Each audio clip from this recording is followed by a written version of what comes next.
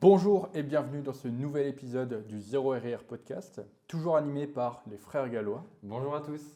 Et aujourd'hui, mon frère, Nouveau podcast. nouveau podcast. Et on a Le radiateur. le radiateur qui salue aussi les auditeurs du podcast. Je ne sais pas si vous le voyez. Si, vous le voyez parce que du coup, vous avez la caméra logiquement. Vous avez 4 caméras pour vous encore aujourd'hui. Ouais, exactement. Et on est chaudement habillé. On est chaudement habillé parce que le chauffage, c'est toujours pas trop ça au gym. Ça va arriver, mais pour le moment, de toute façon, on est encore dans les travaux. Et même si on a un radiateur, vu comme on a fait pas mal de petits travaux avant, on se pèle encore un peu le cul. Mais c'est-à-dire que ça rentre dans les finitions en fait du Gallo Gym parce que les machines, ça c'est bon.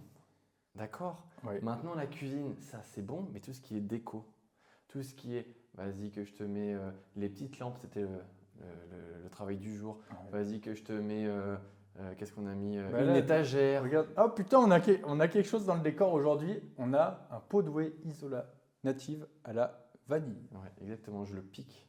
C'est vrai. Je le pique et je les ramène chez moi. Mais voilà, c'est les finitions du Gallo Gym, c'est des trucs méga longs et en plus ça se voit pas, on en a déjà parlé, c'est vraiment les trucs. C'est des trucs qui cassent les couilles. Et vous avez peut-être aussi dans le décor le tableau blanc derrière vous, qui sera exploité sans doute dans le podcast ou dans les prochains lives ou dans les prochaines vidéos. Bref, il va Ouais. être rentabilisé comme toutes les choses qu'on a mis ici. Exactement, on ne fait pas les choses sans rien. Mais mon frère, dans cet épisode, on va parler de plusieurs petites choses. Ça va dépendre du temps. Déjà, on va faire un petit retour sur la dernière vidéo. Et là, je suis désolé, j'annonce, vous allez vous prendre une sauce turbo piquante. On en a parlé. Je l'ai annoncé, ça va turbo piquer. Ensuite, on verra, en fonction du temps qui nous reste, soit du coup, on parlera de comment calculer sa dépense énergétique, comment calculer sa maintenance calorique. Soit, du coup, si on a un peu plus de temps, on verra également pour parler du sommeil et comment l'optimiser. Parce que c'est quelque chose qui revient quand même assez souvent. Et on vous donnera des petits tips au final pour le sommeil. Mais vu comme ça, c'est quelque chose qui englobe beaucoup de temps. On verra, ça se trouve, ça sera dans le prochain podcast. Et si jamais, ça partira peut-être dans les oubliés. Non, parce que franchement, on a bien rattrapé tout ce qu'on avait dans les questions. Non, on n'a pas rattrapé Si, beaucoup. il y en les avait oubliés. quand même quelques-unes qu'on a. Bon. On ne va pas perdre plus de temps, mon frère. On va parler du dernier épisode du podcast. Le dernier épisode du podcast, eh bien, étonnamment, qu'est-ce qui s'est passé ? C'est le podcast qui a fait les meilleures stats en termes de commentaires. C'est-à-dire qu'on n'a jamais eu autant de commentaires sur les premières 24 heures du podcast sur YouTube. Mais parce que c'est fait exprès aussi, je pense. Et quand on regarde eh bien, les commentaires sur, du coup, peut-être eh bien, environ, si on prend 20 commentaires, il y en a 15 qui ont le même putain de sujet. Et ce sujet, mon frère, c'est quoi ? C'est ta belle coupe de cheveux. C'est ma belle coupe de cheveux. Effectivement, le seul truc qui vous importe, c'est ma putain de coupe de cheveux.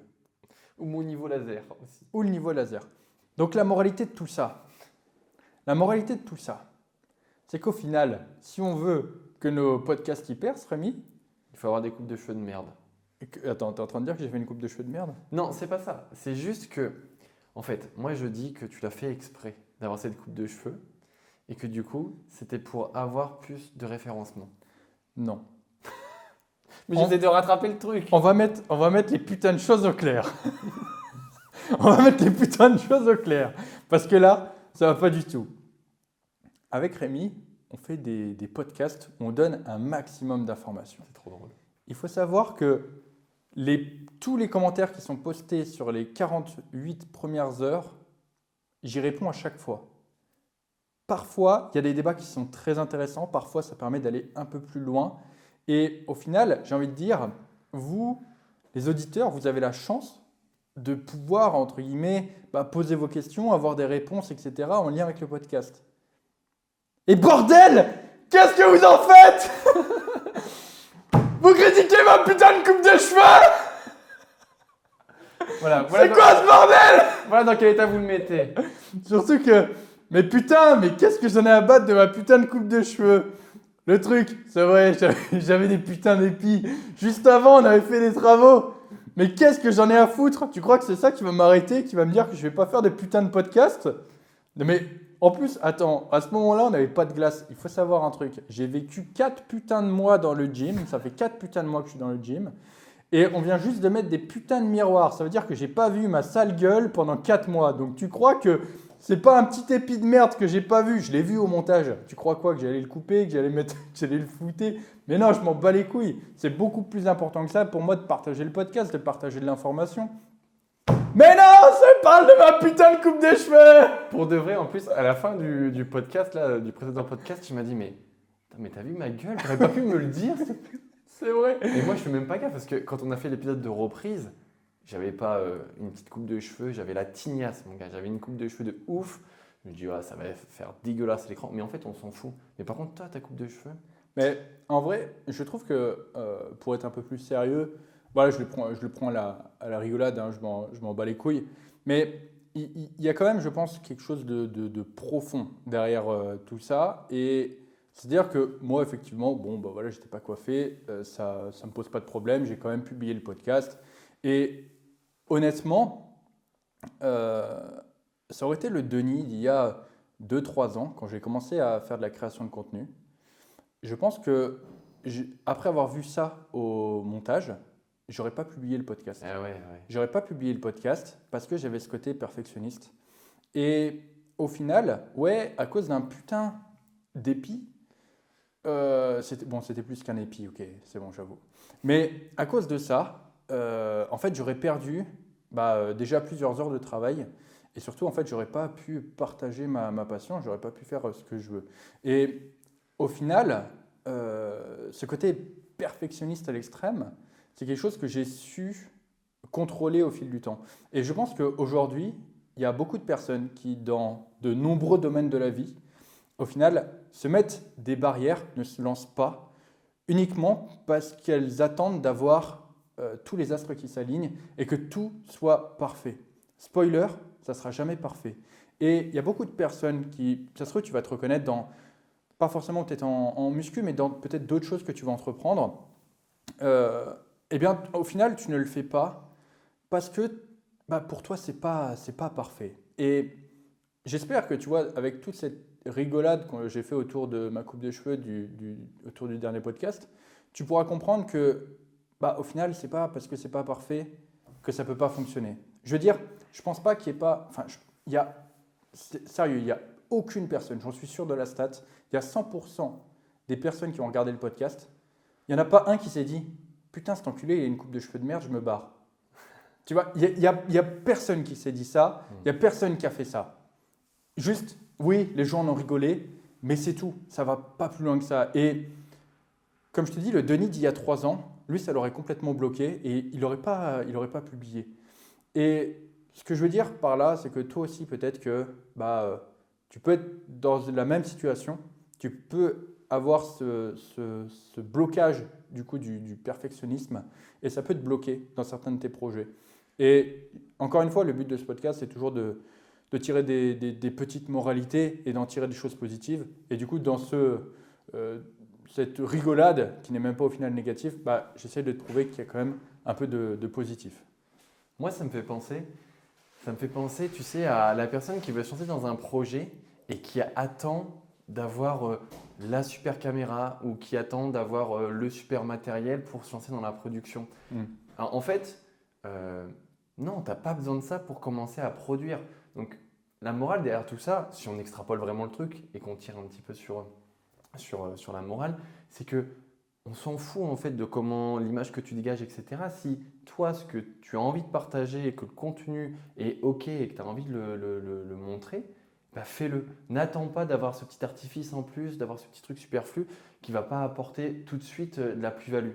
Si tu as un truc à faire, tu le fais. Le podcast, on le connaît, c'est le podcast à la bonne franquette.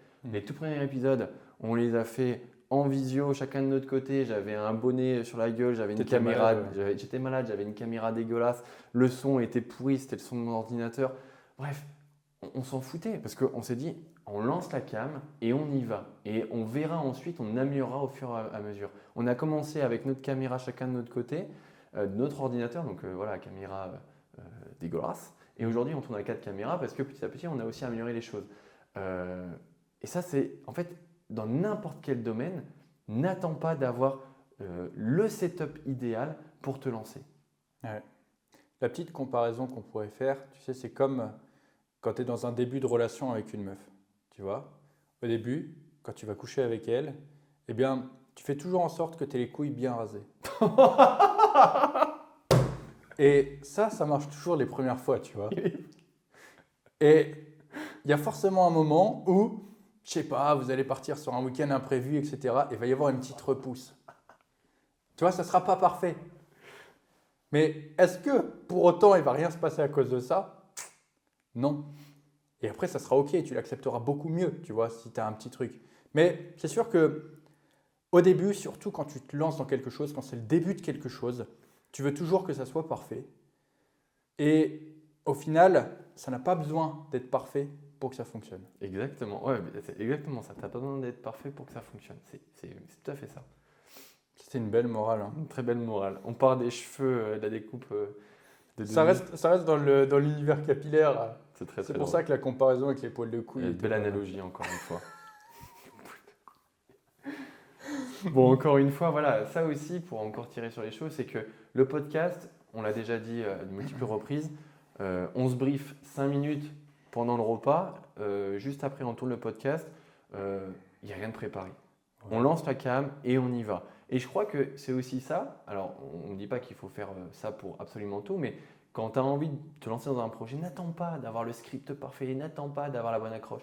Vas-y, teste. Teste, et après regarde les retours et tu vas t'améliorer. C'est comme tout, quand tu apprends une leçon, à la première lecture, tu ne la sais pas par cœur. Mais c'est en répétant, en relisant, en écrivant, bref, en la travaillant plusieurs fois, que tu vas vraiment apprendre à te l'imprégner. Et c'est la même chose pour n'importe quelle chose que tu fais.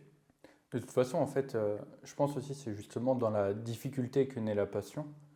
Et si tout est facile, si tu réussis tout du premier coup sans difficulté, je pense que tu peux pas t'y accrocher, tu vois.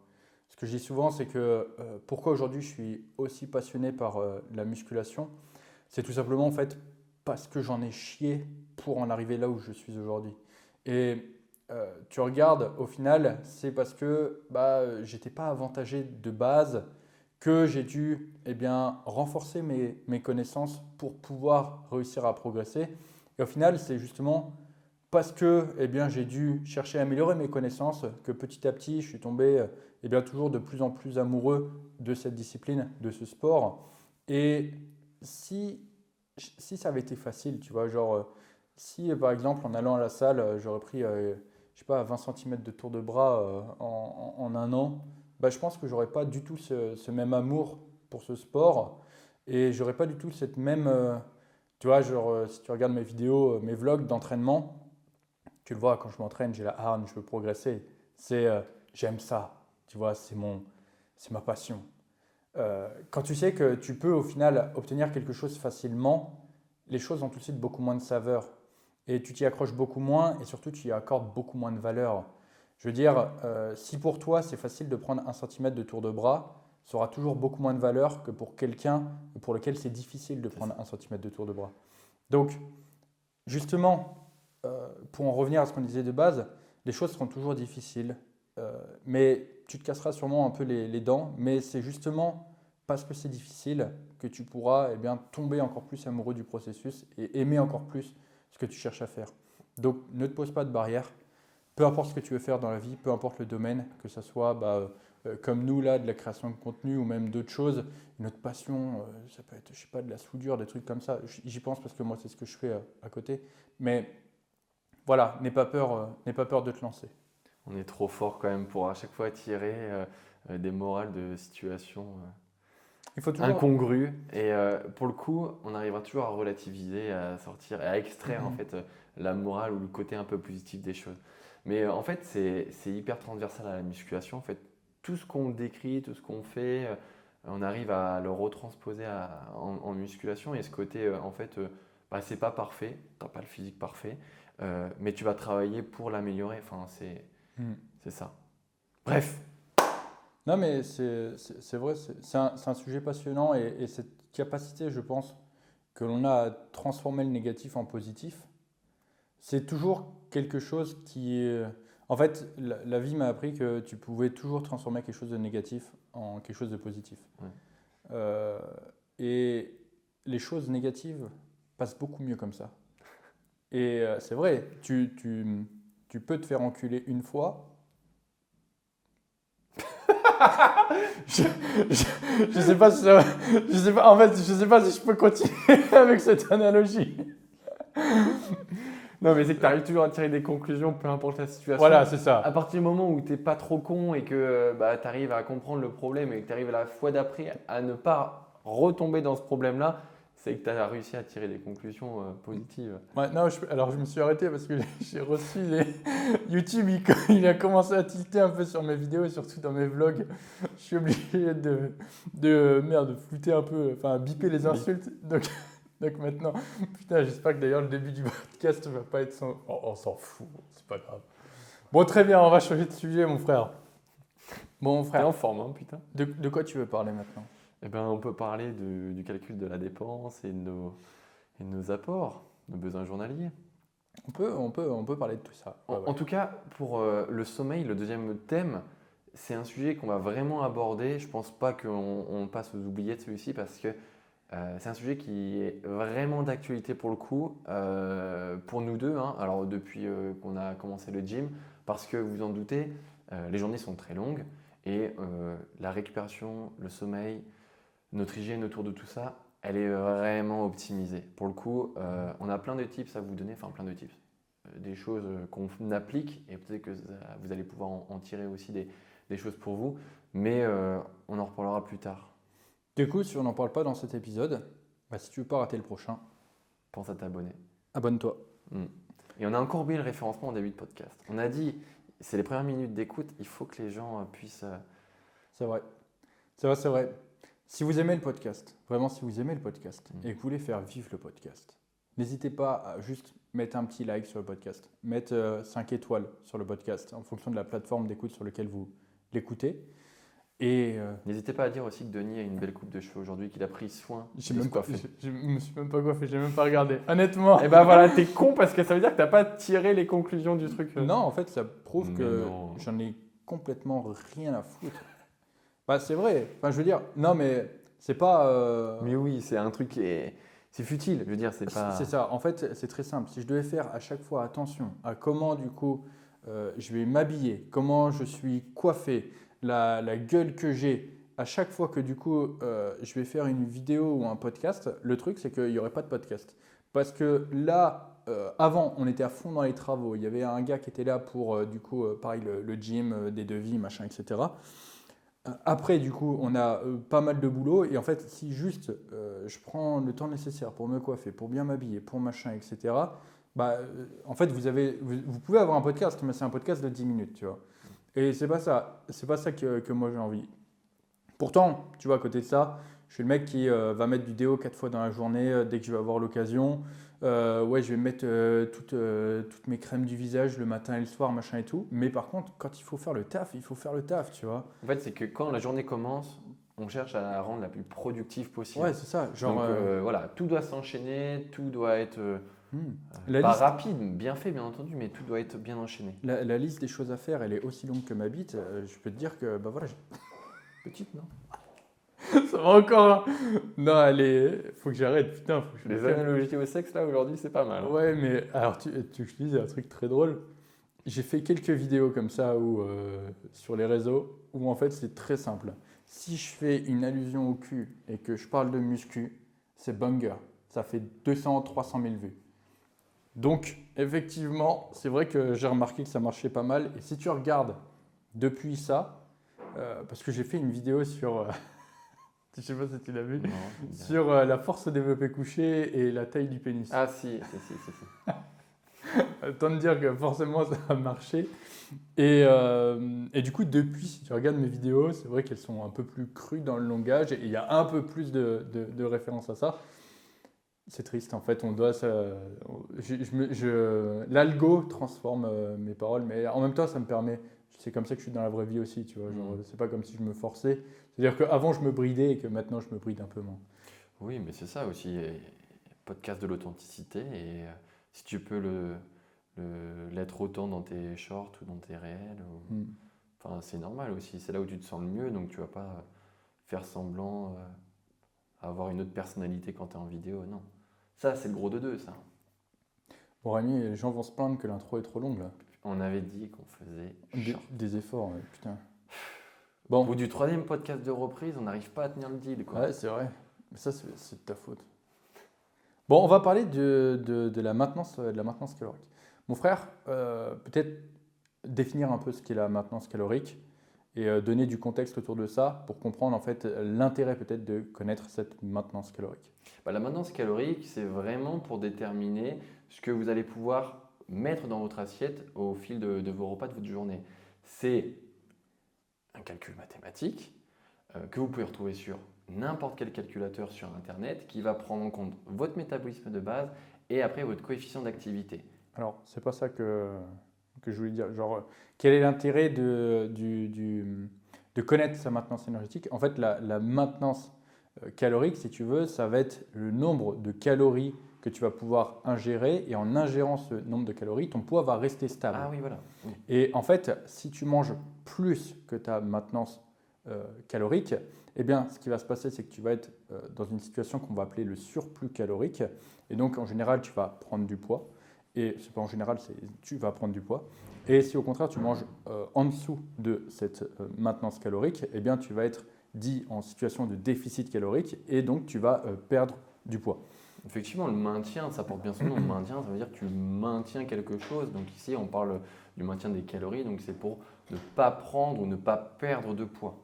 C'est ça. Et du coup, en fait, en fonction de ton objectif, c'est intéressant de connaître ta maintenance calorique parce que justement, en fonction de si tu veux perdre du gras ou prendre du muscle, eh bien, il va falloir que tu sois en situation de déficit ou surplus calorique. Et donc, la connaissance de ta maintenance, qui va être un peu le seuil d'équilibre, eh bien, ça va être déterminant pour toi pour savoir où se situe la limite entre le déficit et le surplus calorique. Ça me fait pas rire, mais c'est vrai que tu dis prise de poids, mais perte de gras. Tu dis pas perte de poids, prise de poids.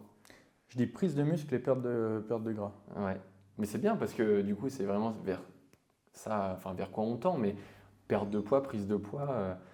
Et alors que poids, tu l'adaptes en fonction du contexte, si c'est en déficit ou si c'est en prise de poids. Ça dépend. Je pense que ouais, je dis les deux aussi. Je pense que c'est l'habitude de faire des vidéos et d'éviter les répétitions. Et puis surtout que c'est vers quoi on tend, si tu veux. Si tu veux perdre du poids, pour le coup, c'est pour perdre ton gras, mais pas ton muscle. Donc c'est pour ça que perdre de gras, c'est plus… Tout va dépendre, bien sûr.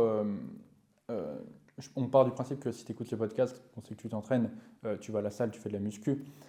Pour une personne qui, par exemple, ne ferait pas de sport, c'est sûr qu'être en surplus calorique, il y a quand même peu de chances que tu fasses du muscle. Il y a quand même de grandes chances que la majorité du poids que tu prennes soit du gras.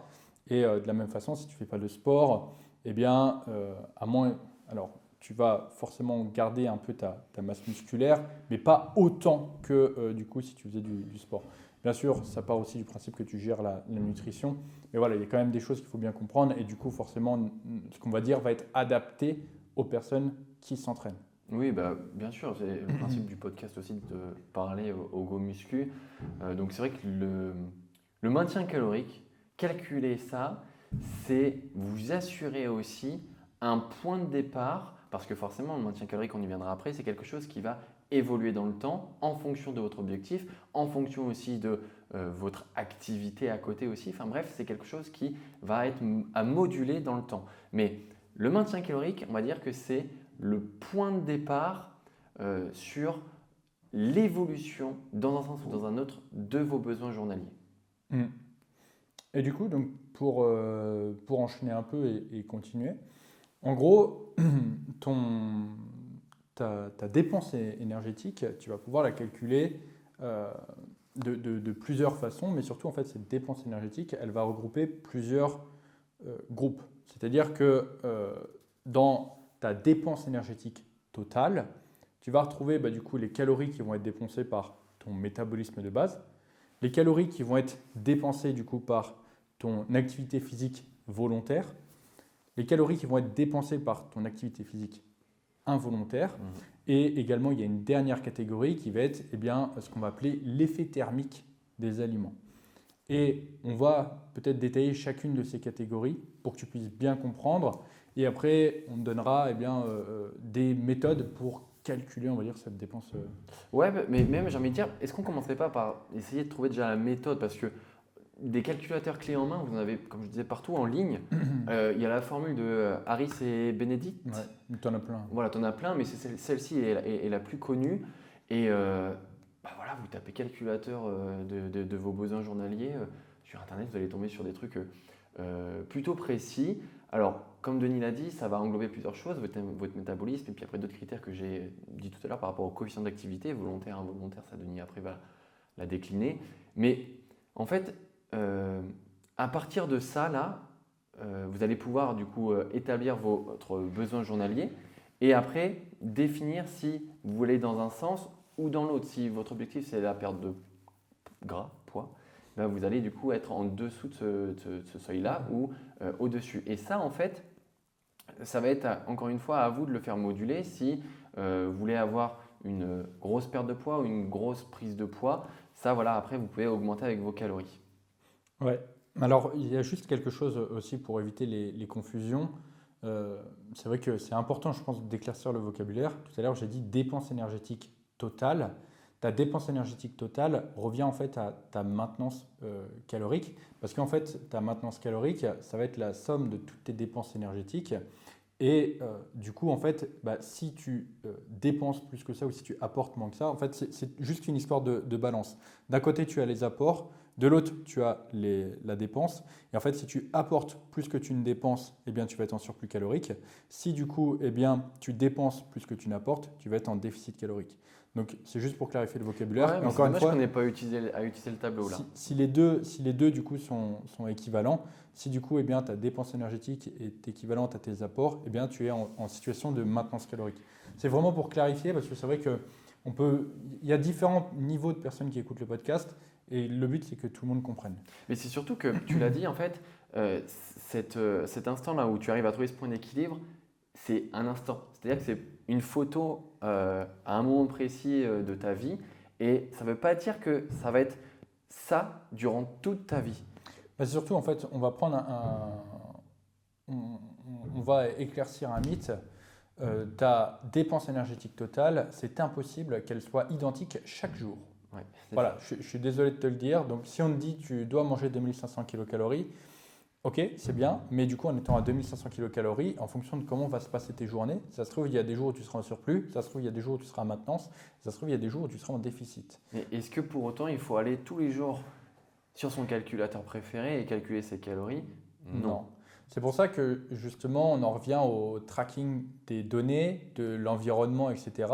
Parce qu'au final, le but, c'est d'essayer d'avoir toujours un environnement qui soit identique, similaire, de façon à ce que si tu détermines un nombre de calories, si tu dis par exemple je suis à 2800 kcal dans cet environnement qui est globalement le même, en ayant toujours globalement le même environnement, eh bien, tu t'assures d'avoir très peu de variations.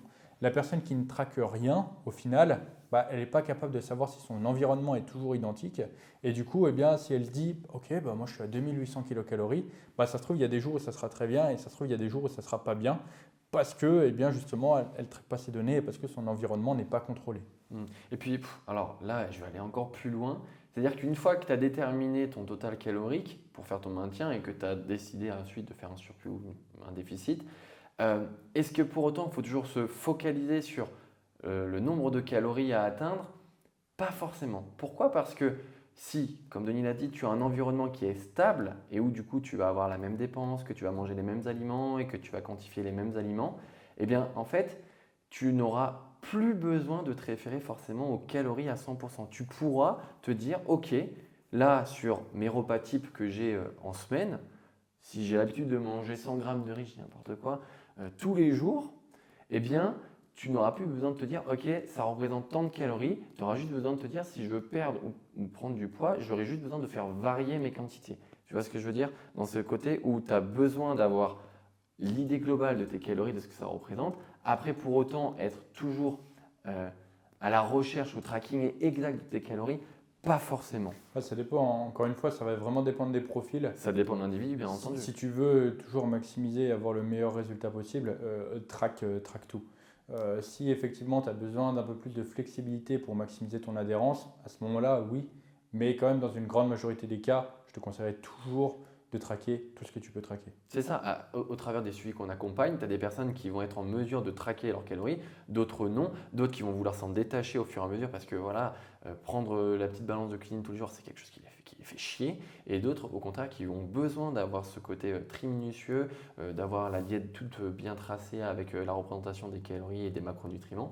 Voilà, on va dire que chaque profil a besoin d'une situation, d'une méthode, on en parlait dans le dernier podcast, et en l'occurrence, soit tu as besoin de traquer toutes tes calories pour ne laisser aucune chance au hasard, ou au contraire avoir de la souplesse et de la flexibilité. Par contre, on va recentrer un peu sur le maintien. Sur le truc, parce que toi, au final, comment calculer sa maintenance énergétique? Tu as dit, prenez un calculateur, terminé. On va En dire fait, que c'est le truc le plus simple si tu veux pas trop t'embêter. Ouais, mais encore une fois, le but, c'est ce que, en plus, on a parlé la dernière fois, c'est de comprendre les outils que tu as à disposition. Les calculateurs sont bien, hein, ça peut marcher, ça peut donner une base qui, par la suite, va évoluer, mais ce n'est pas forcément quelque chose que je vais forcément recommander. Et via ce podcast aussi, c'est pour ça que je voulais expliquer les différents termes de la dépense énergétique que j'ai cités tout à l'heure. Parce que, en fait, encore une fois, ça te permet de comprendre les outils de la boîte à outils. Et aujourd'hui, le but, c'est d'expliquer le fonctionnement du tournevis, de la clé à molette, du poste à souder et puis du niveau laser. Du niveau laser. Non, mais tu as entièrement raison. C'est vrai que si on dit juste, voilà, tu prends un calculateur, ça n'apporte rien. Ouais, je suis bien d'accord. Fin du podcast. Fin du podcast, voilà. Abonnez-vous. Non, mais voilà. Donc, mon frère, expliquons déjà le métabolisme de base. Et là, on va en avoir des choses à dire et ça peut partir un peu dans tous les sens. Ouais. Tu veux commencer? Non, je t'en prie, vas-y. Très bien. Bien lancé. Alors, le métabolisme de base, c'est sans doute la composante de la dépense énergétique qui a le plus tendance à être surestimée. C'est clair.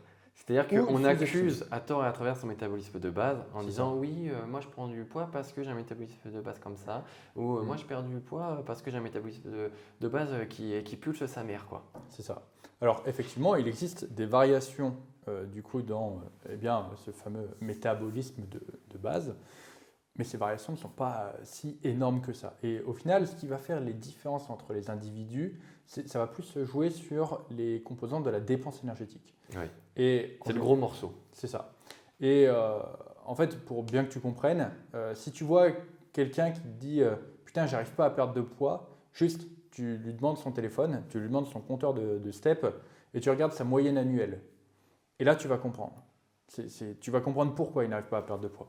Par contre, pour quelqu'un qui n'arrive pas à en prendre, déjà, tu lui demandes s'il traque ses calories. C'est très, très important.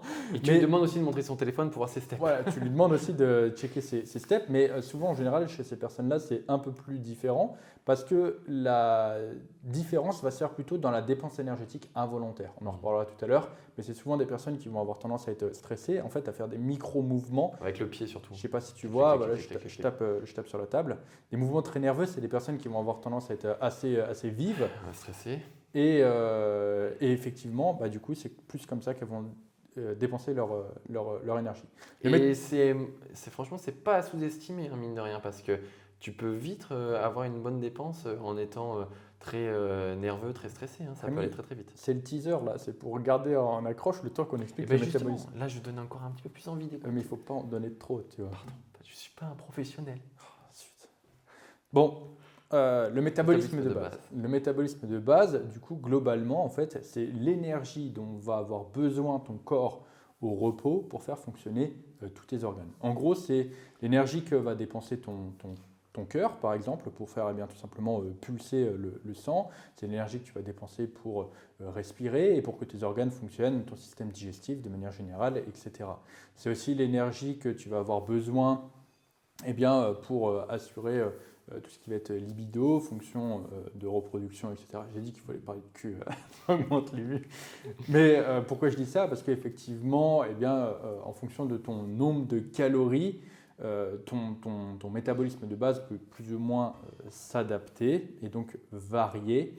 Et c'est pour ça que parfois certaines fonctions vitales peuvent eh bien, être mises, enfin fonctions vitales, certaines fonctions de ton corps dites non essentielles, comme la fonction de reproduction peut être du coup bien un peu mise de côté, notamment lorsque tes calories sont assez basses, à cause de ça, tout simplement parce que ton corps, lorsque le nombre de calories est bas, il préfère garder les calories tout simplement pour faire marcher tes organes vitaux et moins du coup les fonctions de reproduction. C'est pour ça que, disons-le, quand tu es parfois bas en calories pendant longtemps, tu as moins envie de ken. Voilà, c'est ça. C'est un peu le mode survie, tu sais. Ton corps, c'est le mode survie, quoi. Il alimente ce qui est pour toi, enfin pas pour toi, pour ton corps le plus important. Oui, c'est ça. Donc ton palpiton, ton petit cerveau. C'est ça. Et du coup, donc, voilà, ton corps va utiliser un certain nombre d'énergie au repos par ton métabolisme de base. Ça va prendre également en compte ta masse maigre. Ta masse maigre va utiliser beaucoup plus de calories que ta masse grasse. C'est pour ça aussi en général que les personnes très musclées ont tendance à avoir un besoin en calories plus important que les personnes qui vont être moins musclées. Tout simplement parce que le muscle va utiliser des calories, beaucoup plus que la graisse par exemple, et beaucoup plus que si tu n'as pas de muscle non plus. Donc voilà en gros de quoi va se constituer le métabolisme de base. Et voilà pourquoi Ronnie Coleman mangeait autant de calories. Oui, les bodybuilders, après bon c'est différent. Oui, c'est qu'il y a d'autres choses aussi. Mais voilà, plus tu es musclé, plus aussi il va falloir alimenter l'animal. C'est ça. Et au final, est-ce que tu peux faire varier ton métabolisme de base? Oui, au final. Comme je l'ai dit tout à l'heure, ton métabolisme de base va plus ou moins s'adapter en fonction de la situation, mais tu n'auras jamais une grosse diminution, une grosse augmentation de ton métabolisme de base, dans le sens où les gens, encore une fois, ont tendance à toujours à le surestimer, sous-estimer, d'autant plus que certaines personnes vont avoir des métabolismes de base qui vont s'adapter beaucoup plus que d'autres. Ça, c'est très intéressant. J'ai lu des papiers justement là-dessus il n'y a pas très longtemps. D'ailleurs, j'espère que ce sera bientôt sur le lab et ça devra bientôt être sur le lab au passage, qui est la bibliothèque que j'ai créée pour du coup référencer toutes les études scientifiques en français. En français, c'est hyper important de le dire parce que tu peux ne pas être très bon en anglais, mais justement, tu as des plateformes comme le lab qui te permettent d'aller chercher les infos en français de manière accessible. Et franchement, les papiers qu'on a sur le lab, ils sont relativement faciles à lire. Tu peux en lire plusieurs d'affilée pour avoir vraiment une bonne connaissance de plusieurs sujets. Il ne faut pas te dire que quand tu vas sur le lab, tu vas y passer 1 heure pour lire un article. Non, franchement, un article, ça peut se lire entre 3 et 10 minutes si tu as besoin vraiment de la Ouais, ça dépend de ton degré de compréhension, ça dépend vraiment de ton degré de compréhension. C'est pour ça que j'ai mis une fourchette comme ça, mais vraiment, c'est une mine d'informations, donc n'hésitez pas à aller checker nos travaux parce qu'on se donne du mal pour alimenter ça chaque semaine. Mais du coup, voilà, tout ça pour dire que tu peux faire varier effectivement ton métabolisme de base. Chez certaines personnes, il va varier plus ou moins par rapport à d'autres. Mais ne t'attends pas à avoir du coup des variations énormes qui viennent de ce côté-là de ta dépense énergétique. Et comme je l'ai dit, les facteurs les plus importants, ce sera plus à côté du coup sur tout ce qui concerne le coefficient d'activité. La dépense énergétique. Mon frère, est-ce que tu as d'autres choses à rajouter sur… Non, le métabolisme de base, on l'a dit, je crois que c'est vraiment une minorité. Si on représentait ça par un camembert, c'est un 8e. En fait, ça dépend. Tu ne peux pas mettre de chiffres là-dessus parce que tu vas prendre, on va dire, un exemple. Quelqu'un qui fait zéro sport, qui a au final le métabolisme de base, ça peut par exemple représenter jusqu'à 80% de sa dépense énergétique totale. Ah oui, je vois ce que tu veux dire. Alors que tu prends… Oui, bien sûr, si les autres curseurs sont très bas, le métabolisme de base forcément représentera l'entièreté de sa dépense. Mais souvent, en fait, tu vois des personnes, je vois même, il y a des créateurs de contenu qui disent c'est beaucoup utilisé pour tous les trucs de relance métabolique. Un jargon mal utilisé. Tu n'arrives pas à perdre de poids parce que ton métabolisme de base s'est craché. Oh mon Dieu, c'est craché ton métabolisme. C'est pour ça que tu n'y arrives pas. Du coup, il faut le relancer. Ouais, relancer le métabolisme. Et tu sais, c'est comme si c'était une voiture. Tu sais, Faut aller chercher le kit de démarrage, faut aller chercher les… C'est ça, tu sais, c'est vraiment le langage de l'automobile. C'est métabolisme lent, métabolisme rapide, le crash, la relance, le redémarrage. Le booster avec justement la batterie là. Et souvent, voilà, c'est des termes, on va dire, très, très commerciaux, encore une fois, qui sont utilisés où tu peux facilement te reconnaître là-dedans. Donc la réponse est, est-ce que tu peux cracher ton métabolisme? Non. Non, tu peux pas. En fait, ce qu'on va appeler les adaptations métaboliques, donc le pourcentage le degré jusqu'auquel ton métabolisme peut s'adapter est limité. Et tu n'auras pas une adaptation qui sera énorme. Et donc, voilà, je pense que tout le monde est au courant, mais tout le monde est au courant, peut-être pas. Il y a des études, notamment la fameuse étude du Minnesota qui a été faite. Tu connais, mon frère, l'étude du Minnesota? Non, ça ne me dit rien du tout. C'est en fait une étude selon laquelle, elle a été faite il y a longtemps, hein, aujourd'hui ça ne passerait plus, mais c'est une étude dans laquelle tout simplement on a affamé des gens et en fait il s'est avéré que oui, si tu es à 500 kcal chaque jour, eh bien tu perds du poids. Et c'est une certitude, tu vois, il n'y a aucun des participants de l'étude qui n'a pas perdu de poids. Et aujourd'hui, tu as des personnes qui vont te dire « Ouais, moi je suis à 300 kcal par jour et je ne perds pas de poids, c'est parce que mon métabolisme a craché. » Non, c'est parce qu'en fait, tu n'es pas à 300 kcal, mec. C'est juste que pour toi, un Big Mac, Big Mac c'est 50 kcal. Mais voilà. En fait, ce qui fera vraiment ce qui fait évoluer votre métabolisme de base, c'est uniquement l'évolution de votre masse maigre et en gros de votre croissance, bien sûr, dans l'âge en fait. C'est-à-dire qu'une personne très jeune n'aura pas le même métabolisme qu'une personne qui a 30 ans. Voilà, c'est uniquement ça. Ça Donc, aussi, on va dire que c'est lié à la masse musculaire. Oui, mais parce que forcément tu grandis, mais c'est parce que aussi tu as tes organes qui se développent. Je veux dire, un jeune n'a pas le même cœur qu'un vieux comme toi. Enfin, tu vois. Je suis vieux, moi. Ok. Non, mais voilà, tout ça pour dire que les deux seules façons de faire varier ton métabolisme de base, c'est effectivement en gagnant ou en perdant de la masse maigre et du coup potentiellement avec les adaptations métaboliques. Faut pas qu'on se disperse trop parce que c'est vrai que ça, on pourrait faire un podcast uniquement sur le métabolisme de base, hein, mais on va essayer de rester succinct et on va essayer de faire toutes les zones composantes. Pour la dépense énergétique volontaire maintenant, c'est très important, mon frère. On va parler de la dépense énergétique volontaire. J'ai commencé tout à l'heure ou tu as commencé? Non, je sais plus. Vas-y. Côté volontaire, c'est-à-dire que ça part d'une démarche où tu t'inscris volontairement dans une activité, quelle qu'elle soit. C'est ça. Donc, si tu vas à la salle t'entraîner, ça fait partie de cette catégorie-là. Si tu vas marcher dehors, ça fait partie de cette catégorie-là. En fait, toute l'énergie que tu vas dépenser volontairement, tout simplement. À partir du moment où tu te dis, quand tu vas faire du cardio, par exemple, ça va être dans cette catégorie-là. Et peu importe le cardio. C'est pour faire allusion au sexe, Denis. Parce qu'on a dit qu'on tenait les gens avec le cul aujourd'hui. C'est vrai. Donc peu importe le cardio. Mais c'est pas comme ça qu'on brûle le plus de calories, désolé. Non, on va y venir après avec le côté muscu. Non, mais je veux dire, parce qu'on vous voit les mecs qui sont là. On les connaît, les messages du style putain, moi j'ai baisé pendant 4 heures, j'ai dû brûler au moins 3000 calories. Ça, honnêtement. Ça t'a juste aspiré ton âme, mais c'est tout. C'est le message qu'on a déjà reçu plein de fois. Désolé, ça se passe pas totalement comme ça. Et à l'inverse, le NoFap ne va pas non plus te permettre de manger plus de calories. Non, c'est pour la testo, le NoFap. Ah oui, c'est vrai. Ouais, mais bon, on pourrait dire oui, on se dépense moins, donc… Ah, parce que tu comptes ça comme une dépense. Eh bien, pourquoi pas, ça relie aussi, encore une fois. Bref, c'est vrai, c'est le genre de message qu'on pourrait sur le podcast.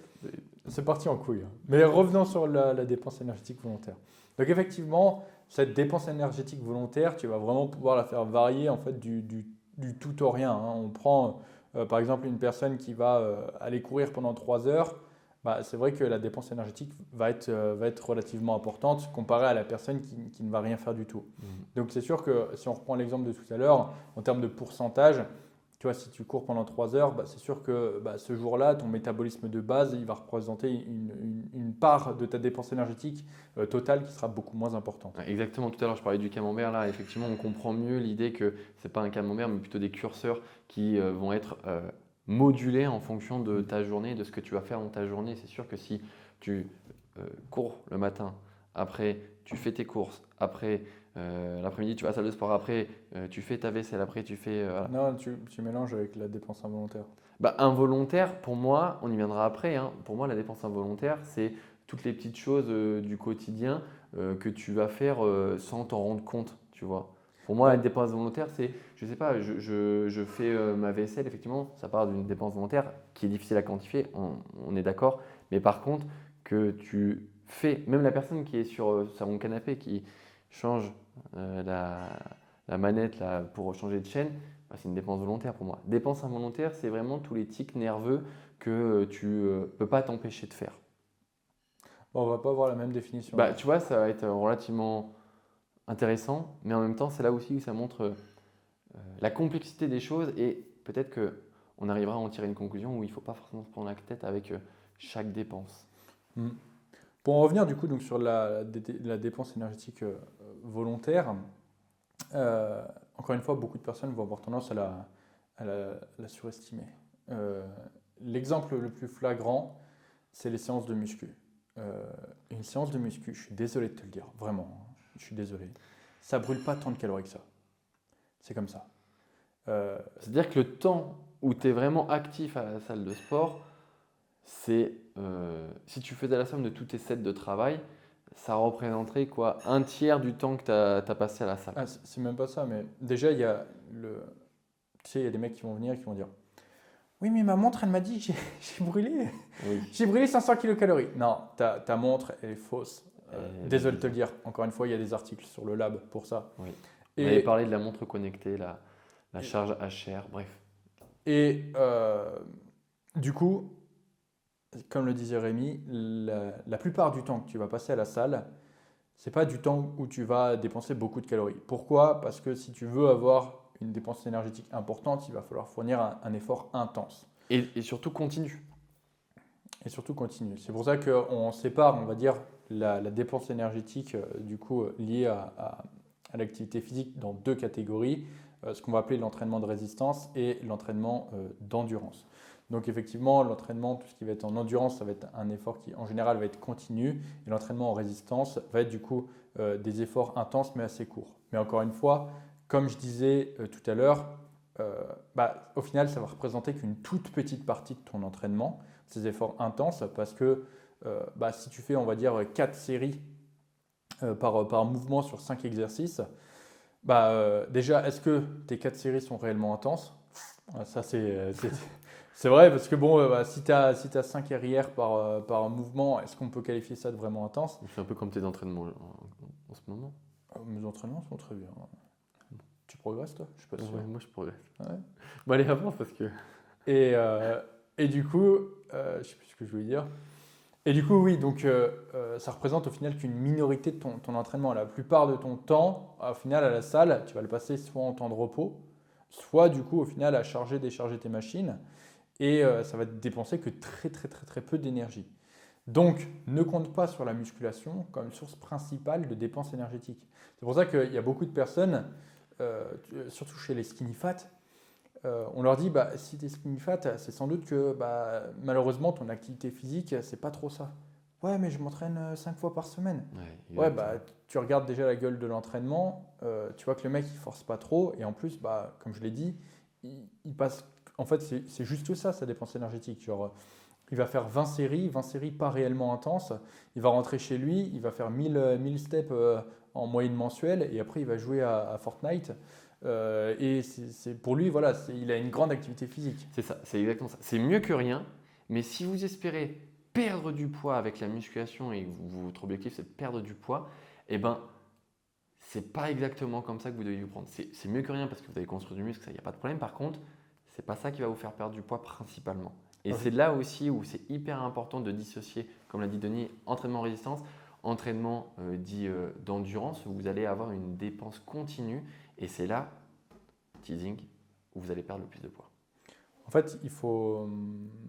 Tu as dit, si tu veux perdre du poids, ne compte pas sur la musculation. En fait, Ne compte pas principalement sur la musculation. c'est plutôt si tu cherches à augmenter cette composante-là de la dépense énergétique, ne compte pas réellement sur la musculation.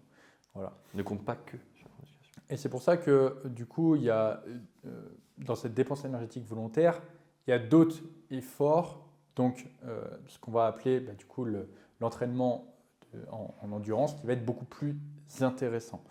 Et on va noter, on en a déjà parlé dans plusieurs podcasts, le plus intéressant qui est donc la marche, parce que en fait, c'est là où tu vas avoir le meilleur équilibre entre énergie dépensée et fatigue accumulée. Parce que bien sûr, tu peux courir, mais courir tous les jours, d'un point de vue de la récupération, ça va être au bout d'un moment assez compliqué, surtout si ton but c'est de progresser en musculation. Encore une fois, si tu fais que de la course, ça peut être OK, mais comme on l'a dit, on se base sur un public qui fait de la musculation, qui veut performer. Courir tous les jours, plus du coup faire tes séances, au bout d'un moment, au niveau des contraintes articulaires, ça va être assez important, surtout si tu commences à être assez lourd. Donc, c'est vrai que ça va être un peu plus compliqué. Tu peux aussi faire du rameur. Tu peux faire de l'escalier qui sont d'autres alternatives. Du vélo. Du vélo, mais encore une fois… De l'elliptique. Non, pas de l'elliptique, c'est fini l'elliptique. Ah bon? Non, c'est de la merde l'elliptique. On l'a déjà dit plusieurs fois. Je sais. Et du coup, encore une fois, ça va être des efforts que tu vas avoir du mal à tenir sur la durée. Je veux dire, si tu prends du rameur, fais 45 minutes de rameur, tu verras que tu seras beaucoup plus fatigué après 45 minutes de rameur qu'au bout de 2 heures, 2 heures et demie de marche. Et tu verras que en termes de calories, ça sera, on va dire, beaucoup plus facile de faire la marche. Et, enfin, je ne sais plus ce que j'ai dit, je crois que je me suis complètement embrouillé là. Non, c'est bon, c'est bon. En termes du coup de fatigue accumulée, tu verras que ce sera beaucoup plus simple du coup de tenir la marche.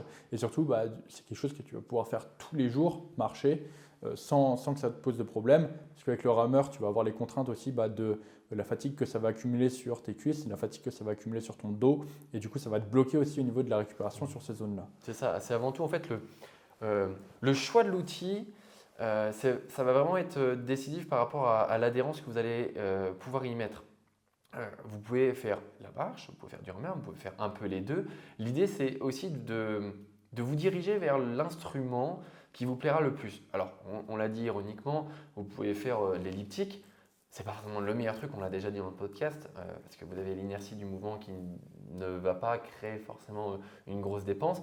Mais pour le coup, si vous avez envie d'alterner entre elliptique, entre rameur, entre tapis, entre marche en extérieur, entre vélo, vous pouvez. Après, ça va toujours être la façon dont vous allez le quantifier et après d'avoir des équivalences à peu près OK pour avoir une idée, une enveloppe globale de votre dépense. Mais encore une fois, le choix sur lequel vous devez vous diriger, c'est l'adhésion. Qu'est-ce que vous préférez faire? Parce qu'on peut comprendre aussi qu'aller marcher 2 heures, 2h30, alors même si c'est fait de manière un peu indirecte, dans le sens où vous marchez pour aller au boulot, etc., vous le faites naturellement. Mais si par contre vous devez aller marcher en extérieur et qu'il y a un temps de merde ou que vous n'avez pas envie de marcher pendant 2 heures parce que vous avez plein de choses à faire, vous tournez vers une alternative comme la course à pied qui représentera du coup une fenêtre plus courte ou du rameur parce que ça sera également plus court en termes de laps de temps. Vous pouvez. C'est vraiment hyper important de ne pas être bridé uniquement par un seul instrument. C'est vrai que les Step Life, on en fait depuis très longtemps. On a nos amis Monsieur GBZ et Monsieur Guif qui prônent aussi la dépense depuis un moment aussi. Et donc voilà, nous on s'inscrit aussi dans cette démarche, mais par contre on ne se bride pas sur un outil, il y en a plusieurs. Là en ce moment, avec les travaux au niveau du gym, avec tout ce qu'on fait aussi à côté, l'amplitude horaire comme on l'a dit aussi, quand une journée commence, on veut qu'elle soit le plus rentable possible, on gambade, on marche. Donc mine de rien, marcher comme on le fait aussi, ça représente aussi une certaine dépense. Donc voilà, c'est aussi à prendre en compte en fonction de votre rythme, de ce que vous faites dans vos journées, de comment elles sont à compléter, à remplir. Mais oui, c'est l'adhérence number one. Rémi a bien résumé les choses. Si tu veux maximiser du coup ta dépense énergétique, l'adhérence sera toujours le facteur numéro 1. Mais après, c'est assez intéressant ce que tu as dit, et ça fait une belle transition vers la dépense énergétique involontaire. C'est qu'au final, si tu peux dépenser ton énergie de manière involontaire, c'est quand même l'idéal. Et c'est là où, du coup, ma définition va se différencier de celle de Rémi. Ouais, Parce bah, que, c'est quand même étroitement lié, mais oui. parce que, du coup, en fait, toute la dépense énergétique involontaire, c'est l'énergie que tu vas dépenser sans, entre guillemets, j'ai envie de dire, sans le vouloir. Exemple, tu vas à la salle, du coup, c'est toi qui fais la démarche d'aller à la salle. Si tu vas courir, c'est toi qui volontairement, du coup, va courir.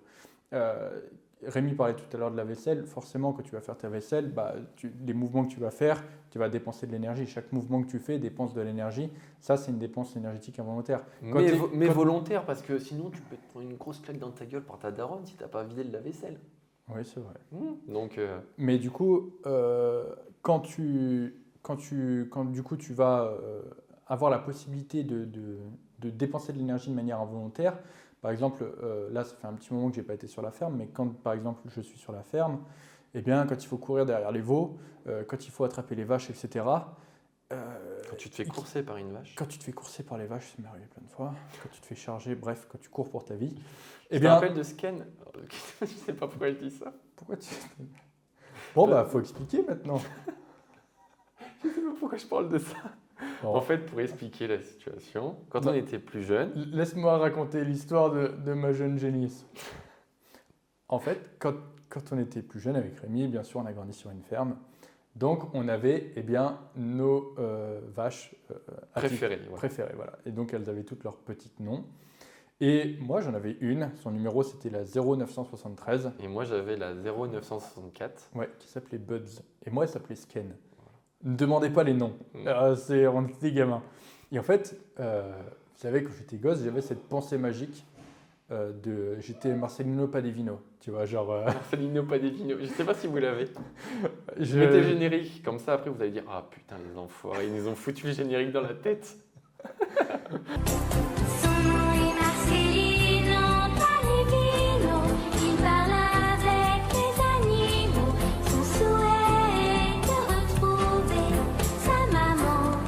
En fait, c'était très simple. Je pensais que je pouvais parler aux animaux, quoi. Et je pensais qu'elle pouvait me comprendre.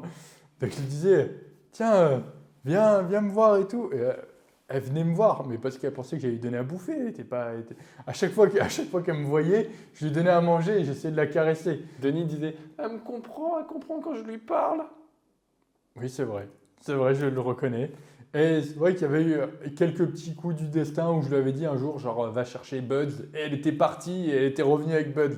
Et là, quand t'es gamin, c'est le truc, c'est probabilité. Tu le demandes 40 000 fois et le jour où ça arrive, tu retiens que ça, tu vois. Et tu te dis, c'est bon, je suis Marcelino Padivino. Je peux parler aux animaux. Bref, j'étais un peu con, je parlais aux cailloux aussi. Mais bref. On est en forme. Hein. Et donc, du coup, il faut aller jusqu'à la dépense. Il faut aller jusqu'au... Et en fait, voilà, ce qui s'est passé, c'est que Sken, qui était une jeune génisse... Adorable, trop mignonne. Trop mignonne. Eh bien, un jour, est devenue une vache. Donc, à partir du moment où une génisse met bas pour la première fois, eh bien, elle devient une vache. Et forcément, Denis, tout jeune, voit que du coup, sa génisse préférée a fait un veau. Il dit, oh là là, trop bien. Son veau, c'était le 2000. 2000 tours, le numéro. Et je dis, je vais aller voir ma génisse, mais qui n'était plus d'une génisse. Je vais la caresser, je vais dire, bien joué pour ton veau, je vais la checker, machin et tout. Il faut pas faire ça. Parce que du coup, instinct maternel, tu crois qu'elle m'avait... Marcelino Padivino, c'était terminé. Qu'est-ce qu'il dit, Suzy? J'ai dit, Sken, gentil. Ah je peux te dire que j'ai couru comme jamais. C'est sur là que j'ai compris que quand une vache mettait bas, surtout une génisse qui du coup est un peu plus jeune, qui n'a pas l'habitude, qui ne sait pas ce que c'est, il ne faut pas s'en approcher. Surtout que j'étais un gosse, donc tu as des manières d'approcher des animaux. J'y suis allé comme une brute. Je peux te dire que j'ai été servi. Hein. Ouais, et je l'ai ramassé à la petite cuillère. Oh, Sken, elle veut plus me parler. Putain oui, elle me comprend plus. Bref, c'est aussi ce jour-là où tu as compris que la dépense, ça pouvait être aussi se faire courser par les vaches. Dépense énergétique involontaire. Ah oui, involontaire là. Et instinct de survie. Donc voilà, bon, ça m'est arrivé plein de fois, hein, je vous rassure. Je me suis fait charger plein de fois, j'ai sauté des barrières. Parce que bah voilà, c'est comme ça, c'est la vie à la ferme, c'est comme ça. Bref, tout ça pour dire que la dépense énergétique involontaire, c'est quelque chose que tu dois quand même essayer de chercher à maximiser si tu veux eh bien, avoir une dépense énergétique assez haute. Exemple, tu peux te garer un peu plus loin pour aller travailler, ce genre de choses. Tu peux prendre les escaliers au lieu de prendre l'ascenseur. Tu peux faire un grand tour au lieu du petit tour que tu fais Tu d'habitude. peux aller faire les courses à pied, vraiment tu peux faire plein de choses.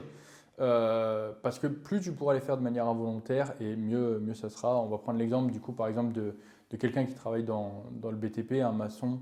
Bah, lui il va en général avoir tendance à, voilà, il finit ses journées de travail, il a déjà ses 15 casse-têtes, c'est bon tu vois. Il n'a pas besoin d'aller marcher sur un putain de tapis. Voilà, 15 casse-têtes et puis il a fait une partie de sa séance de muscu s'il a soulevé des parpaings toute la journée, quoi. Mhm. Mais du coup, voilà, tout ça, ça va être la dépense énergétique involontaire. Mais, comme le disait Rémi, la dépense énergétique involontaire, ça va également regrouper d'autres petites choses qui sont assez insoupçonnées et qui vont parfois faire une grosse différence aussi sur la dépense énergétique totale, donc la maintenance calorique. Je le disais tout à l'heure, je l'ai teasé un peu sur les personnes qui ont tendance, eh bien, du coup, à avoir une dépense énergétique assez importante et qui ont tendance à être très nerveuses parce que eh bien, ces petits mouvements ça peut eh bien, dépenser beaucoup d'énergie lorsque tu en fais tout au long de la journée. Tous ces tics nerveux, ces grattements, ces trucs, tout ça, ça dépense de l'énergie. En général, moi je le vois très bien, quand je travaille assis, c'est très simple. Quand j'ai beaucoup de calories, j'ai tendance à involontairement, j'ai mon bureau qui bouge. Et quand j'ai peu beaucoup de calories, je peux te dire que le bureau il ne bouge pas. Parce qu'au final, encore une fois, tout à l'heure je parlais des adaptations métaboliques. Ton métabolisme de base s'adapte du coup en fonction de ton nombre de calories, mais cette dépense énergétique involontaire s'adapte aussi. C'est-à-dire que eh bien, quand tu vas être en restriction énergétique, tu verras que tu passeras plus de temps assis que debout. Mais ça, tu t'en rendras pas compte jusqu'au moment où tu vivras plusieurs fois l'expérience ou que quelqu'un te le fera remarquer. Inconsciemment, voilà, tu chercheras toujours à être plus assis que debout, tu chercheras inconsciemment à t'appuyer un peu plus sur des objets. Tu verras que tous ces petits mouvements que tu faisais vont disparaître. Encore une fois, ça, tu te rends compte que dans certaines situations, moi j'ai un bureau assis debout, je flex un peu grâce à ça, et, et en fait je le mets très bas de façon à ce qu'il soit sur ma jambe. Donc en fait je le sens quand je le fais remuer et quand je le fais pas remuer. La plupart des bureaux sont pas comme ça, donc tu le sentiras jamais. Il y a plein de petites choses comme ça, des mouvements nerveux qu'on peut te faire remarquer aussi que tu C'est fais. surtout aussi voilà, tout ce qui est hyper vigilance, tu sais, quand tu es hyper focus ou que tu as l'impression d'avoir une vue bien plus décuplée. Enfin, toutes ces choses-là, vous les remarquez quand vous êtes voilà, hyper vigilant. Tous ces tics nerveux, tous ces moments où vous allez être plus réactif, ou comme je le fais aussi aujourd'hui, là, où je parle beaucoup avec mes mains. Alors, bon, pour le petit fun fact, je maîtrise la langue des signes. Voilà, je flex aussi un petit peu. Ouais, moi aussi, regarde.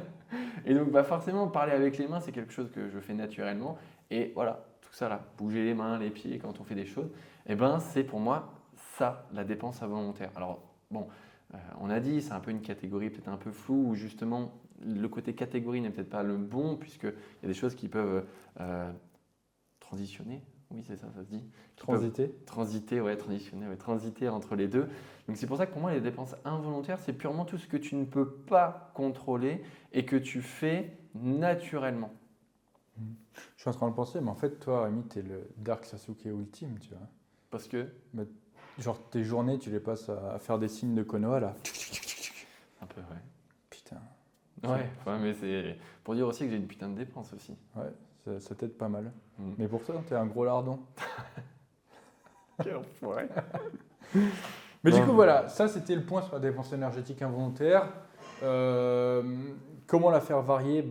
Tu peux pas réellement parce que c'est pas quelque chose que tu maîtrises. Comme je l'ai dit, tu vas plus ou moins avoir des facilités à la faire augmenter ou diminuer en fonction de ton nombre de calories. Et c'est quand même quelque chose que tu peux faire varier, on va dire, en fonction de, voilà, si tu décides de mettre en place plusieurs petites choses, par exemple quand tu es au bureau, comme disait Rémi, escalier plutôt que l'ascenseur, etc., tu verras que involontairement, si tu prends cette habitude de ne plus prendre l'ascenseur, eh bien, tu verras que cette partie-là de la dépense énergétique va augmenter. Bien sûr, ouais. Mais, alors, on l'a dit, ce qui te permettra vraiment d'augmenter ta dépense, ça va être de mettre en place des stratégies faciles pour aller faire plus de pas ou faire plus de tâches ménagères. Votre femme ou votre maman sera contente.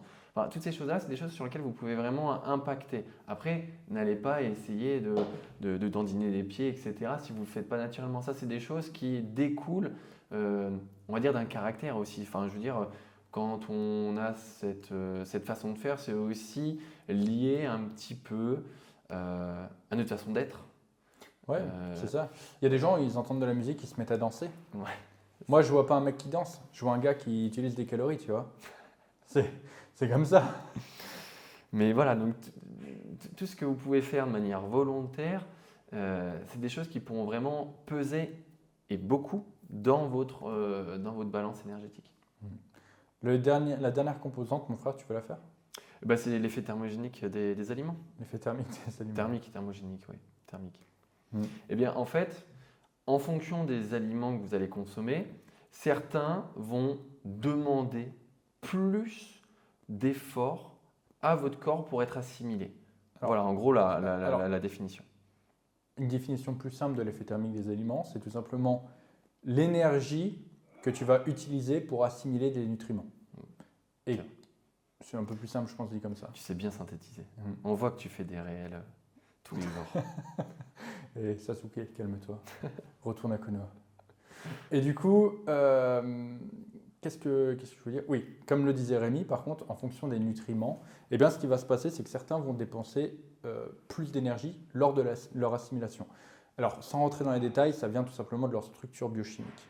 C'est passionnant, mais c'est pas quelque chose que je vais pouvoir expliquer dans un podcast. Bah ça, tu vois, là, on a un beau tableau. Ça serait super d'utiliser du coup les branches, etc. C'est long. Ça demanderait plus qu'un tableau et ça serait, je pense, Il faudrait ouais, un grand panneau. ça demande un niveau aussi assez poussé pour la compréhension de tout ça. Maurice, la bête. Bon, allez, vas-y. Et du coup, en gros, pour faire simple, encore une fois, les chiffres varient. Les chiffres, d'ailleurs, que je vais donner sont, ça se trouve, plus d'actualité. Mais globalement, part du principe que 30% des calories que tu vas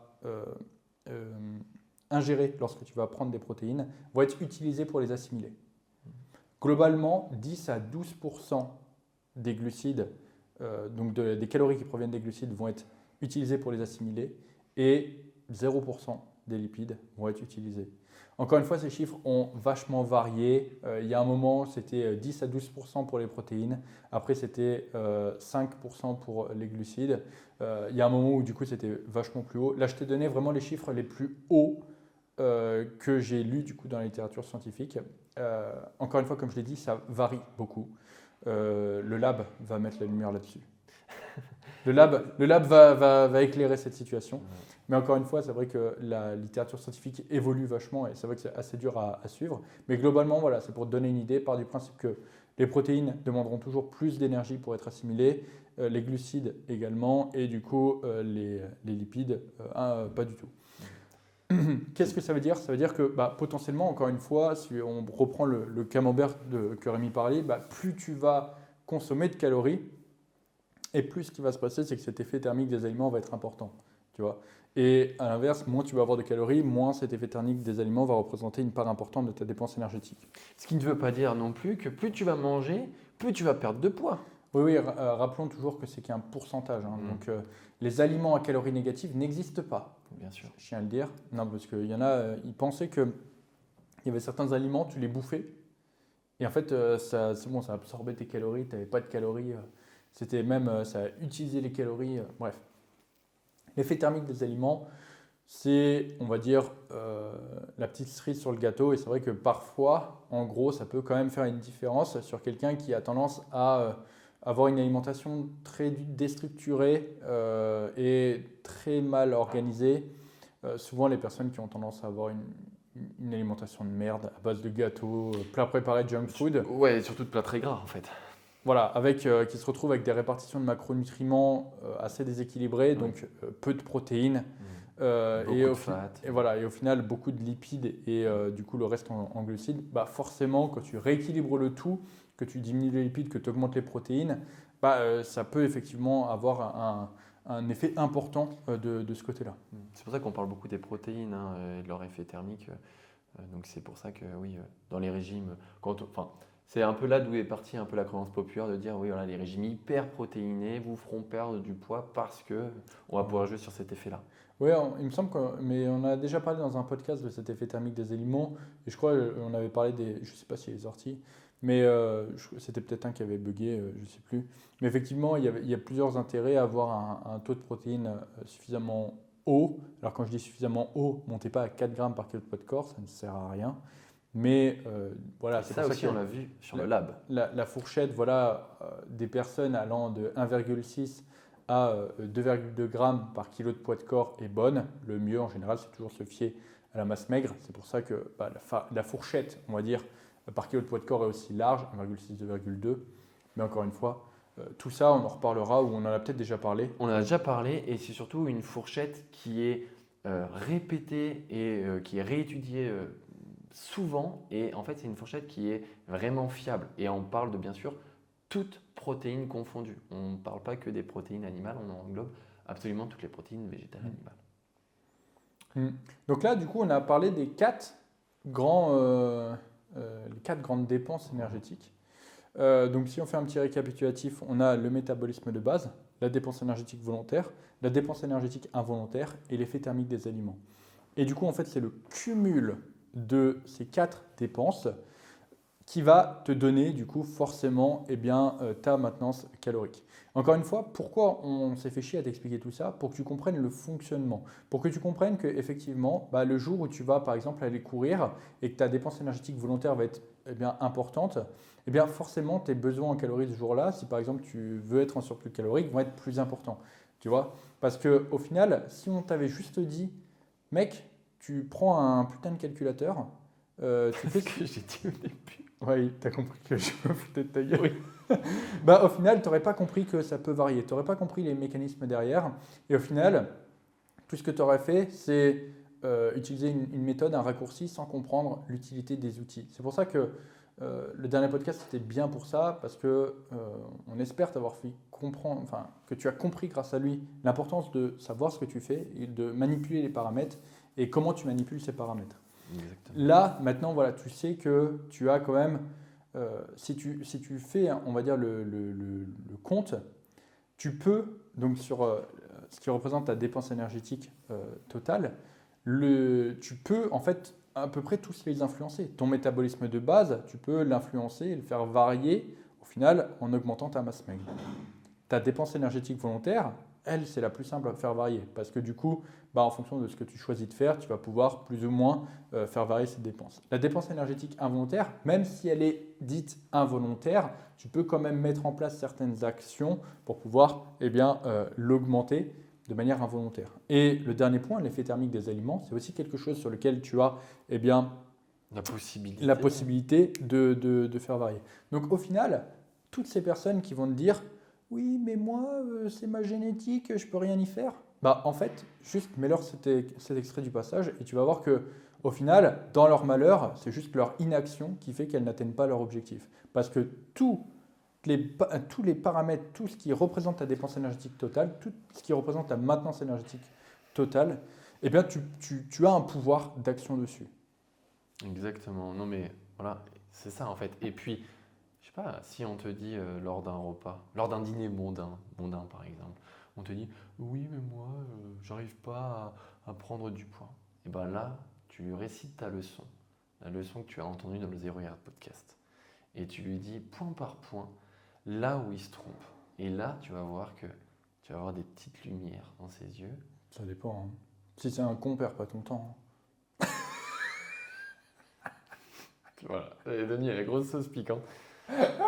Non, mais c'est vrai. Alors, c'est-à-dire que sur tous les paramètres, tu peux faire évoluer les choses. Si une personne te dit oui, mais moi, je peux pas trop faire évoluer l'effet thermique des aliments. Ok, pas de souci. Ta dépense involontaire. Oui, mais moi, je peux pas. Ta dépense volontaire. Oui, mais moi, je peux. Et à la fin, tu lui fais des gros doigts. Non, c'est pas ça. Tu vois, on a parlé de maintenance énergétique, on a parlé de calories. Tu as dû comprendre que les calories, c'était vraiment important.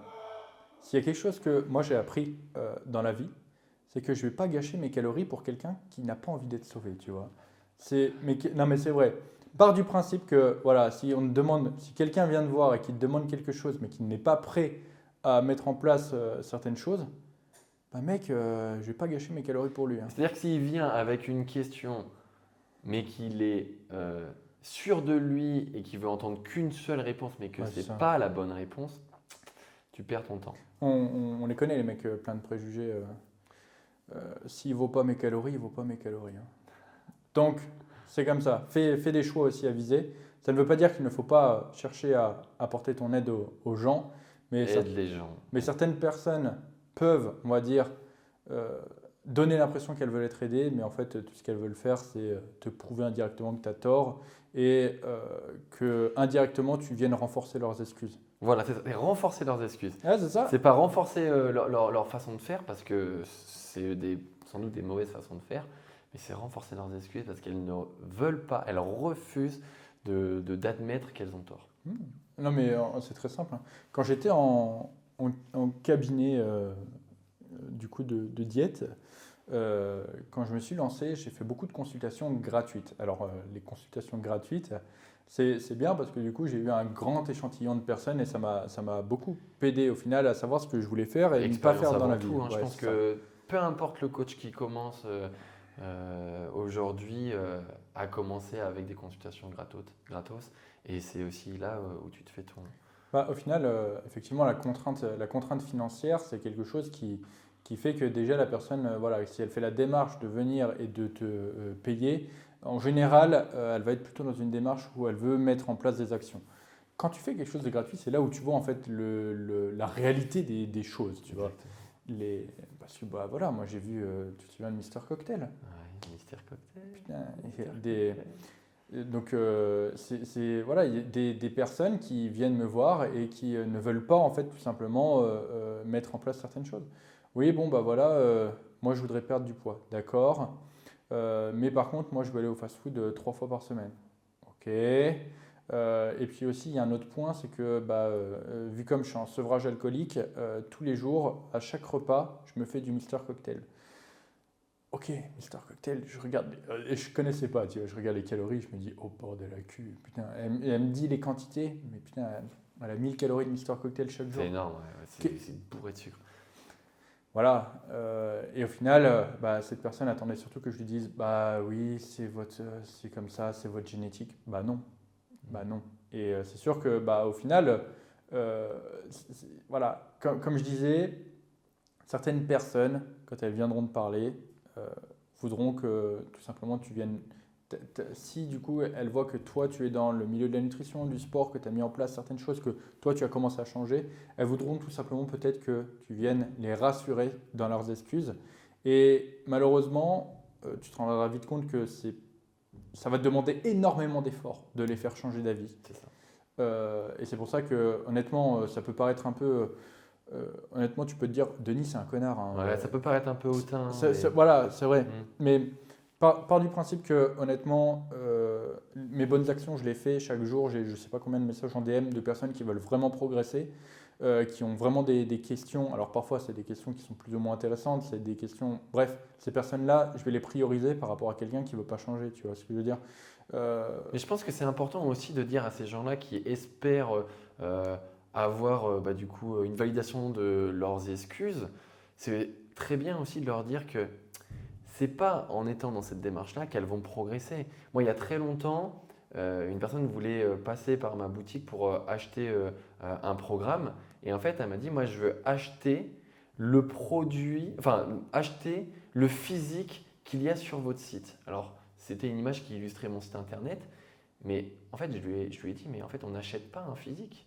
On le construit. Mais bon, ça, voilà, c'était important d'aller près dans cette démarche, de lui expliquer les choses parce que je sentais qu'elle avait besoin de comprendre tout ça. Mais j'avais bien vu qu'elle ne voulait pas faire de compromis, qu'elle voulait continuer de suivre ses choix alimentaires qui n'étaient pas très bons ou du moins qui avaient besoin d'être modifiés. Mais non, mais je veux acheter ce produit, je veux acheter ce physique. Ça m'avait bluffé. Donc, garde tes calories pour ceux qui veulent vraiment mettre en place des actions concrètes qui vont du coup les aider. Mais aide les gens dans tous les cas. Mais voilà, fais tes bonnes actions, je te dis pas d'être un connard. Et putain, cette fois-ci, les commentaires, ça va pas être la coupe de cheveux de Denis. Enfin, quoique, je sais pas, ça se trouve peut-être parce que je me suis pas regardé. Ça, c'est la mienne aujourd'hui. Ça se trouve, ça va être putain, Denis, c'est un enculé quoi, il économise ses calories. Non, Il veut pas. Ouais, c'est vrai, hein, ça demande beaucoup d'énergie.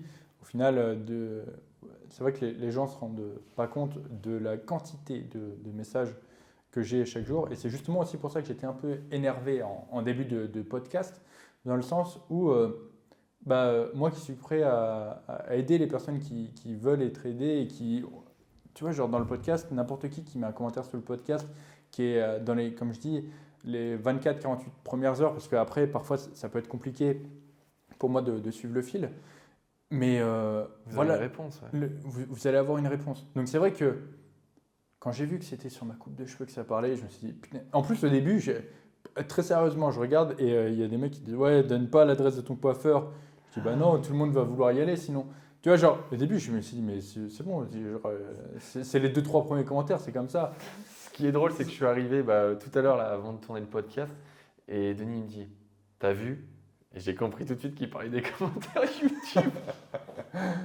Non, mais du coup, voilà. Et pour la première fois, c'est vrai, pour la première fois, si tu regardes, il doit rester 2 ou 3 commentaires auxquels j'ai pas répondu. Parce que au début, j'ai fait l'effort de répondre vraiment au mec qui parlait de mes cheveux. À la fin, j'ai dit, vas-y, nique sa race, je réponds pas, ça vaut pas le coup, c'est pas intéressant. Je préfère conserver mes calories pour autre chose. Mais Denis n'est pas susceptible pour autant. Hein. C'est juste que voilà, le message de fond, hein, c'est vraiment que. Le message de fond, c'est t'as un espace commentaire dans lequel on peut parler de plein de choses, mais mec, genre, je sais pas. Il nous aide au référencement d'une façon ou d'une autre. Mais même si tu veux parler d'autre chose que du sujet du podcast, en vrai, mais parle de choses plus intéressantes que mes cheveux, s'il te plaît. Vraiment, fais juste cet effort-là. Sinon, bordel à cul! Voilà, vous allez mettre encore dans. Je te vois! Touche pas la coupe de cheveux de Denis! Touche pas en bagnole! Sinon t'es mort! Je sais pas si vous avez la ref. Voilà, Ah, bon, mon frère, on parle du sommeil maintenant? Ah, tu veux enchaîner là? Eh ben non, ce sera pour le prochain épisode. Ah ouais, parce que j'allais dire, moi je veux bien, mais on est parti pour 1 heure de plus, hein, même plus. Non. Malheureusement, c'est pour ça qu'on disait que, honnêtement, c'est une perte de temps de se coiffer. Déjà, juste de chercher un miroir, parce qu'on n'a pas encore. Si, je t'en ai mis un. C'est vrai, on a des miroirs maintenant. Mais du coup, les podcasts sont courts. Et c'est pour ça que dans la prochaine fois, on parlera du sommeil, peut-être. Sauf si on a un sujet plus intéressant. Non, le sommeil sera toujours un sujet intéressant. Ouais, et il viendra tôt ou tard. Il arrivera. Disons ça. Donc si tu veux pas rater ça, comme on l'a dit, pense à t'abonner. Et mets-le dans le... Voilà, ça c'est intéressant. Mets-le dans les commentaires. On fait un podcast sur le sommeil. Et comme ça, je viendrai dormir avec toi.